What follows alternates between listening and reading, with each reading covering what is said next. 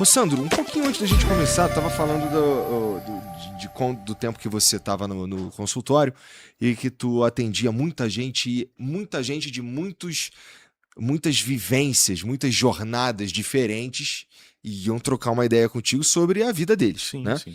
É bem parecido com o que acontece comigo aqui, né? Uhum. Eu também troco ideia com muita gente de várias vivências e tal. E uma das coisas mais legais da vida, pra mim, é... Outro dia eu tava conversando com um cara, ele falou, nossa, tu realmente é interessado, né? É que eu gosto de entender o ângulo das pessoas sobre a vida. Tipo, Hum, por que tu faz o que tu faz, né? O que te trouxe até aqui, uhum. sabe? Quais foram as escolhas que doeram?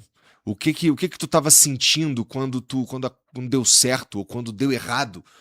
Eu gosto dessas conversas. E aí eu vou e converso com um monte de gente, não precisa estar aqui no programa não, Sim. né?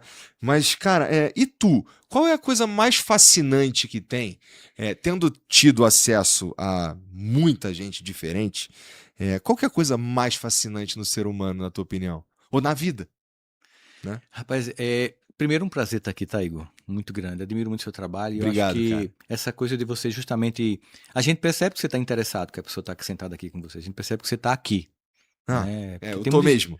porque tem gente que é mais business. É Você tá de verdade. alma, você tá de alma aqui. Eu acho que tem toda a sua cara, todo o ambiente é a sua cara, o seu jeito. E eu acho que a gente tá precisando de, no mundo que todo mundo quer ser cópia, ser original, chega a ser revolucionário. Então, parabéns por isso. Bom, então nesse sentido, revolucionamos e continuamos a Continuamos a revolucionar, então. revolucionar, né? Tá bom. É exatamente isso que eu acho muito legal nas pessoas. É ao mesmo tempo a coisa mais extraordinária e mais lamentável. O quê? Ah, O mais extraordinário é que as pessoas são extraordinárias. O mais lamentável é que elas não sabem disso. entendi. Por muitos motivos, traumas, angústias, comparações e tudo que vai junto nesse pacote de mundo doido que a gente vive hoje, as pessoas elas não conseguem enxergar quem elas são. Ou elas se subvalorizam muito, que muita gente faz, ou se sobrevalorizam de forma exagerada e quase narcísica, que é o que algumas pessoas E fazem. o que que é pior? O que é pior. Eu acho que é o narcisista, porque o narcisista ele ferra com as pessoas. Tá. Ele não Uhum. vai medir esforço para chegar lá e vai destruir muita gente no caminho, vai mentir pra caramba, vai vender mentira, sabe? A pessoa que tem baixa autoestima, ela vai ferrar com ela.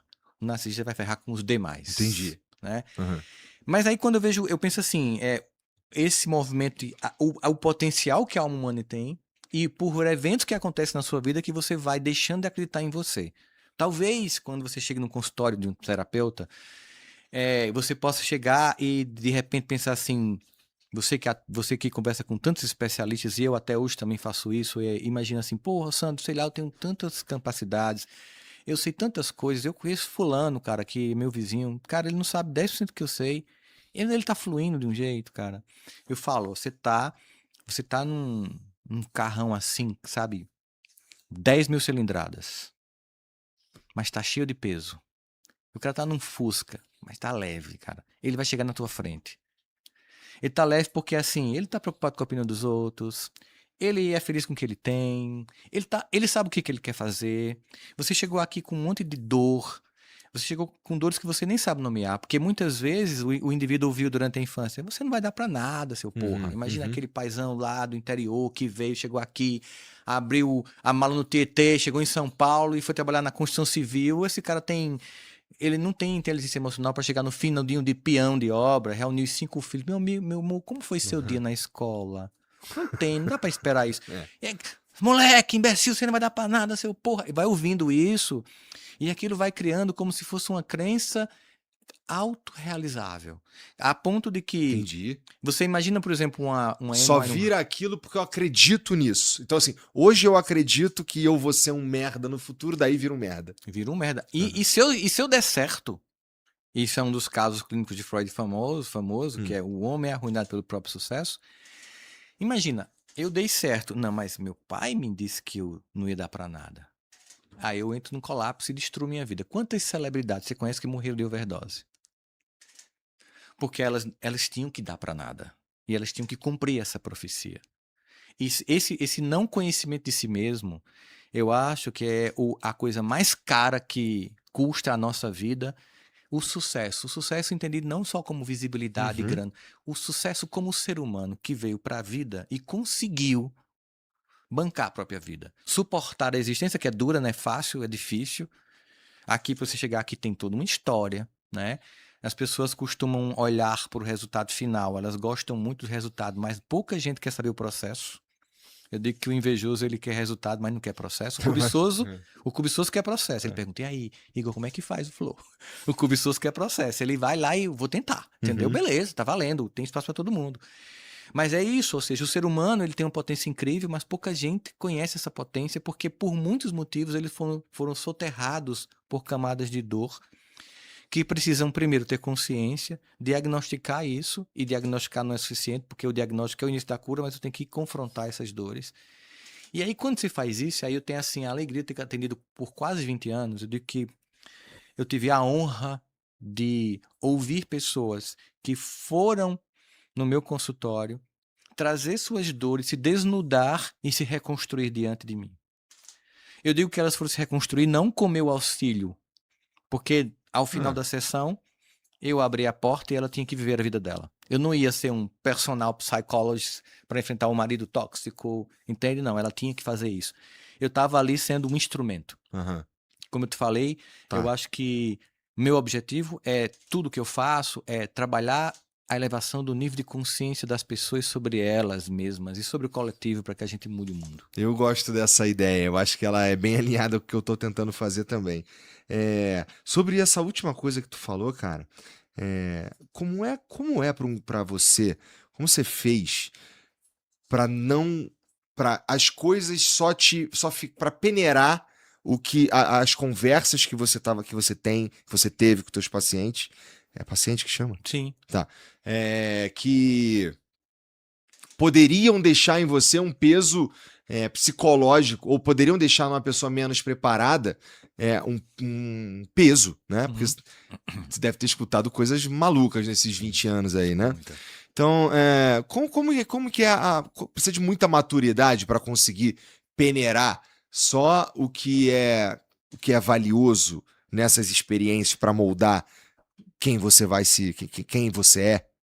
Primeiro que a gente tem que lembrar que uma formação real acadêmica, ela é profunda e consistente.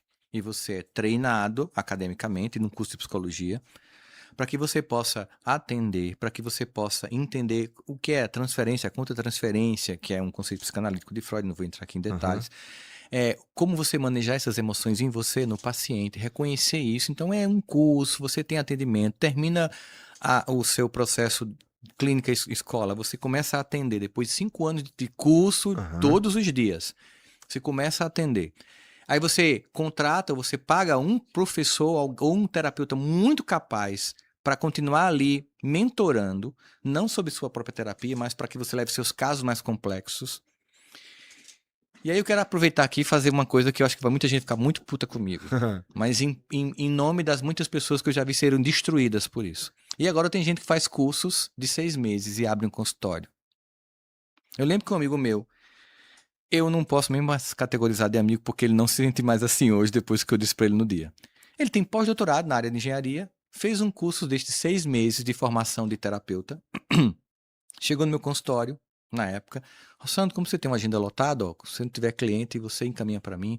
Aí eu fiz, você fez psicologia, eu fiz um curso de psicanálise de 6 anos, que é um curso de psicanálise, são 6 anos, né?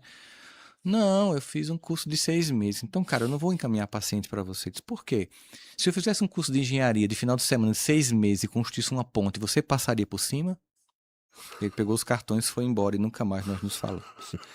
Então, primeiro, nós somos treinados para realmente, tecnicamente, estar naquele lugar. Para ter uma escuta flutuante. Que é o que você faz aqui, o que é escuta flutuante. Imagina que você começar a conversar comigo no consultório, aí tem uma neuropsiquiatria com quase 700 transtornos, e eu falei, não, é oligofrenia, não é esquizofrenia, não é psicótico. Não, eu não posso, eu tenho que te escutar, deixar vir, porque as coisas não é na tua primeira fala que eu vou fechar um diagnóstico, é um processo. Dito isto, não significa dizer que não teve dia que eu cheguei em casa pancadão. Do tipo assim, como é que essa pessoa está suportando isso, cara? Os pacientes nos ensinam. Eu acho que o terapeuta é uma pessoa que tem um privilégio de ver vidas em vários níveis de superação e de dor, de transformação, desabrocharem, cara. E era de uma beleza que eu também me emocionava muito de ver pessoas que eu imaginava como essa pessoa vai sair desse lugar e ao longo do processo elas desenvolverem recursos e conseguirem sair, né? A ponto de algumas pessoas que eu atendi hoje serem pessoas extraordinárias, Sensacional. né? E aí outra coisa que eu aprendi no consultório é que a gente vive, especialmente depois do mundo da internet, desse mundo em que as pessoas criam um persona para poder vender na internet, que as pessoas têm a ideia de que a vida de uma pessoa comum, você estava me falando da sua lembrança de 15 anos, Aham. como você, apesar de estar numa vida difícil, tem coisas legais na cabeça Uhum. sobre isso. É porque a vida das pessoas, a vida comum, as pessoas acham que é uma vida ordinária. Entendi.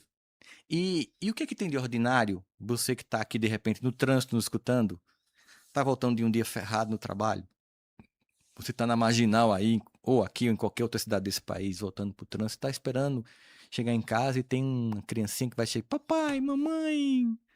E o que é que tem de ordinário nisso? Isso é extraordinário. A vida das pessoas é extraordinária. Elas não terem consciência disso é uma tragédia. Entendi.